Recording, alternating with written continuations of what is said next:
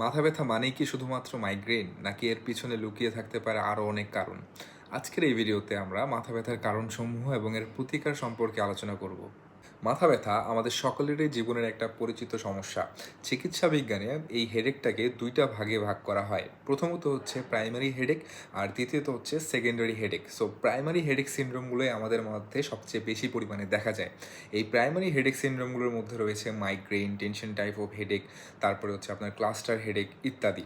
এবং সেকেন্ডারি হেডেকের মধ্যে একটা কমন হেডেক সেটা হচ্ছে আপনার ইন্ট্রাক্রেনিয়াল হ্যামোরেজের জন্য যে হেডেকগুলো হয়, অর্থাৎ সাবডুরাল হ্যামোরেজ অথবা হচ্ছে সাবআরাকনোইড লেভেলে যদি আমাদের হ্যামোরেজ হয়, অর্থাৎ ব্রেইনে যদি কোনো রক্তক্ষরণ হয়, সে কারণে কিন্তু হেডেক হতে পারে এবং এটা খুবই ডেঞ্জারাস।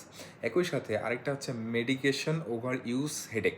সো আমরা হচ্ছে মাথা ব্যথার জন্য যেসব ওষুধ ব্যবহার করতেছি সেই ওষুধের কারণেই উল্টা আমাদের মাথা ব্যথাটা হচ্ছে। এর কারণেও কিন্তু মাথা ব্যথা হতে পারে, সেটা কিন্তু সেকেন্ডারি হেডেকের আওতায় পড়ে।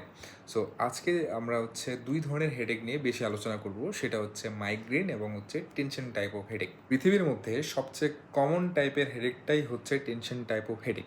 সো টেনশন টাইপ অফ হেডেকের মধ্যে সাধারণত ব্যথাটা আপনার মাথার মধ্যে চাপ দিয়ে ধরে থাকবে, অর্থাৎ মনে হবে যে আপনার মাথার চারপাশে কোনো একটা ব্যান্ড দিয়ে টাইটলি আপনার মাথার মধ্যে কম্প্রেশন বা প্রেশার দেওয়া হচ্ছে। সো এই ধরনের ব্যথা সাধারণত মাথার পেছনের দিক থেকে শুরু হয় এবং সামনের দিকে সেটা অগ্রসর হতে পারে। এই মাথা ব্যথাটা আপনার হচ্ছে থেকে যেতে পারে অথবা নির্দিষ্ট সময় পর পর আসতে পারে। টেনশন টাইপ অফ হেডেকের সঠিক কারণ এখন পর্যন্ত অজানা, তবে বিজ্ঞানীরা অনেক সময় একে মাইগ্রেনের ছোট ভাই হিসেবে আখ্যায়িত করে, অর্থাৎ মাইগ্রেনেরই একটা মাইল্ডার ভার্সন হচ্ছে tension type of headache. Primarily সাধারণত ধারণা করা হয় যে মাসেলের মধ্যে টেনশন বা মাংসপেশিতে টানের কারণে এই ব্যথাটা হয়ে থাকে।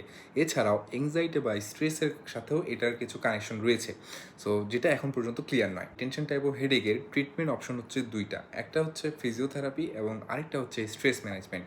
সো ফিজিওথেরাপি যেগুলো সেগুলো আপনারা হচ্ছে ইউটিউবে অনেক ভিডিও আছে, সেগুলো দেখে নিতে পারেন। এছাড়াও যে স্ট্রেস ম্যানেজমেন্টের বিষয়টা, এর জন্য অবশ্যই আপনাকে ডাক্তারের শরণাপন্ন হতে হবে। তো চলুন এবার আলোচনা করা যাক মাইগ্রেন নিয়ে। মাইগ্রেন কোনো সাধারণ ব্যথা নয়, কারণ মাইগ্রেনের কারণে দেখা যায় অনেক সময় মানুষজন সুইসাইডও করে ফেলে, এই ব্যথাটা এত তীব্র হতে পারে। সো মাইগ্রেন সাধারণত ইয়াং এজেই ধরা পড়ে যায় অথবা ইয়াং এজেই শুরু হয়ে যায়। গবেষণায় দেখা গিয়েছে যে মাইগ্রেনে সাধারণত 20% নারী এবং হচ্ছে 6% পুরুষ আক্রান্ত হয়।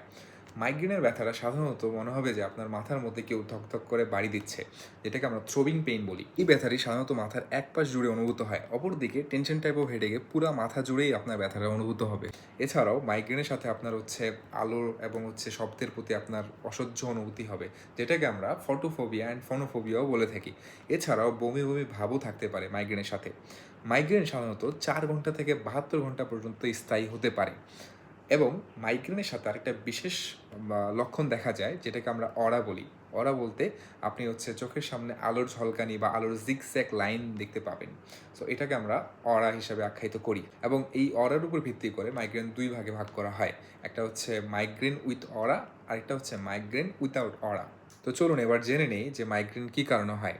যদিও বা এখন পর্যন্ত মাইগ্রেনের সঠিক কারণটা অজানা, তবে আধুনিক চিকিৎসা বিজ্ঞান এই মাইগ্রেনের প্যাথোফিজিওলজি সম্পর্কে আমাদের কিছু চমৎকার ধারণা দেয়। সো আমরা এখন সেটা নিয়ে আলোচনা করব। অনেকেই মাথা ব্যথা শুরুর আগে অরা বা আলোর ঝলকানি দেখতে পান। এর পেছনে মূল কারণটা হচ্ছে আয়ন চ্যানেলের ডিফেক্ট বা ত্রুটি। সো এর ফলে একটা প্রক্রিয়া শুরু হয়, যেটাকে আমরা স্প্রেডিং ডিপ্রেশন অফ লিও বলি। এটি সাধারণত একটা বৈদ্যুতিক তরঙ্গ, যেটা প্রথমত হচ্ছে আপনার নার্ভগুলোকে স্টিমুলেটেড করে বা উত্তেজিত করে, ঠিক পরপরই এটা হচ্ছে আবার নার্ভগুলোকে স্থিমিত বা ডিপ্রেস করে, যার কারণে মস্তিষ্কে একটা তরঙ্গ ছড়িয়ে পড়ে, যেটা হচ্ছে আমাদের মস্তিষ্কে বা কর্টেক্সে প্রায় হচ্ছে মিনিটে 3 মিলিমিটার গতিতে ছড়ায় যায়, যার ফলে আলটিমেটলি আমরা এই ভিজুয়াল ডিফেক্ট বা অরা আমরা দেখতে পাই। অরা ফেজ শেষ হওয়ার সাথে সাথেই হেডেক ফেজ শুরু হয়ে যায়। সাধারণত এই হেডেক ফেজে আমাদের মস্তিষ্কের যে এক্সট্রা ক্রেনিয়াল যে ভেসেলগুলো থাকে সেগুলো ডায়ালেট হয়, অর্থাৎ যেটাকে আমরা ভেসোডাইলেশন বলি। এই ভেসোডাইলেশন ট্রাইজেমিনো ভাস্কুলার সিস্টেম অ্যাক্টিভেট করে দেয়, যেটা আলটিমেটলি হচ্ছে আমাদের ব্যথার সংকেতগুলোকে পরিবহন করে নিয়ে যায়। এছাড়াও গবেষণায় দেখা গিয়েছে যে আমাদের মস্তিষ্কের হাইপোথ্যালামাস অংশটুকুও আমাদের এই ব্যথা ছড়াই দেওয়ার জন্য গুরুত্বপূর্ণ একটা ভূমিকা পালন করে থাকে। মাইগ্রেন কেন হয় সেটা সঠিক কারণ জানা না গেলেও এর ট্রিগারিং ফ্যাক্টর সম্পর্কে আমরা স্পষ্ট ধারণা লাভ করতে পারি। তো চলুন এবার মাইগ্রেন কী কারণে বাড়তে পারে বা মাইগ্রেনের ব্যথাটা কী কারণে আরও বেশি তীব্র হতে পারে সেগুলো নিয়ে আলোচনা করা যাক। প্রথমত হচ্ছে খাদ্যাভ্যাস। কিছু নির্দিষ্ট খাবার রয়েছে যা মাইগ্রেনের ব্যথাটাকে আরও তীব্র করে দেয়। এর মধ্যে রয়েছে চিজ বা পনির, তারপর হচ্ছে চকলেট এবং হচ্ছে রেড ওয়াইন। এছাড়াও মাইগ্রেনের আরেকটা ট্রিগারিং ফ্যাক্টর হচ্ছে মানসিক চাপ। কিন্তু মজার ব্যাপার হলো আপনি সারাদিন যদি মানসিক চাপে থাকেন, সেই সময় আপনার মাইগ্রেনের অ্যাটাক আসবে না। অর্থাৎ আপনার সারা সপ্তাহ জুড়ে কিন্তু স্ট্রেস গিয়েছে। আপনি কোনো মাইগ্রেনের ব্যথা ফিল করবেন না। আপনার মাইগ্রেনের ব্যথাটা শুরু হবে আপনার যখন হলিডে আসবে তখন। সো দেখা যায় যে অনেক সময় শুক্রবার, বাংলাদেশে তো ফ্রাইডে হলিডে, সো ফ্রাইডের দিন হচ্ছে এই মাইগ্রেনের ব্যথাটা আরও তীব্র হতে পারে। এছাড়াও মেয়েদের ক্ষেত্রে মাইগ্রেনের সাথে হরমোনের সম্পর্ক রয়েছে। অর্থাৎ মেনস্ট্রুয়াল সাইকেলের সাথে সাথে মাইগ্রেনের ব্যথাটা তীব্র হতে পারে। এছাড়াও ওরাল কন্ট্রাসেপটিক পিল বা হচ্ছে জন্ম নিয়ন্ত্রক বড়ি বা পিল যেটা পাওয়া যায়, সেটার কারণেও কিন্তু মাইগ্রেনের ব্যথাটা আরও তীব্র হতে পারে। তো চলুন এবার আলোচনা করা যাক মাইগ্রেনের প্রতিকার নিয়ে। সো মাইগ্রেনের অ্যাটাক শুরু হলে আপনারা চেষ্টা করবেন যে কোনো একটা শান্ত বা অন্ধকার রুমে থাকা, যেটা আপনার মাথা ব্যথাটাকে অনেকটাই প্রশমিত করবে। এছাড়াও চা, কফি, চকলেট, চিজ ইত্যাদি খাবার অ্যাভয়েড করবেন, কারণ এগুলোর কারণে মাথা ব্যথাটা আরও বেড়ে যেতে পারে। তাছাড়াও যদি আপনার হচ্ছে মাথা ব্যথার জন্য কোনো ওষুধ শুরু করতে হয়, অবশ্যই চিকিৎসকের পরামর্শ নেবেন। কারণ গবেষণায় দেখা গিয়েছে যে 10 থেকে 15 দিনের বেশি যদি কোনো অ্যানালজেসিক্স বা বেদনানাশক ওষুধ ব্যবহার করা হয়, সেটা কিন্তু উল্টা আবার মাথা ব্যথাটাকে বাড়িয়ে দিতে পারে, যেটাকে আমরা বলি মেডিকেশন ওভার ইউজ হেডেক। অর্থাৎ এখন আমরা দেখা যায় যে সাধারণত মাথা ব্যথা হলেই আমরা হচ্ছে ফার্মাসিতে গিয়ে বলি যে আমাদের মাথা ব্যথা হচ্ছে, একটা ওষুধ দিয়ে দেন বেদনানাশক। সো এইসব ক্ষেত্রে অবশ্যই সতর্ক থাকতে হবে আমাদের। আমরা সবাই সুস্থ থাকি, ভালো থাকি। ধন্যবাদ।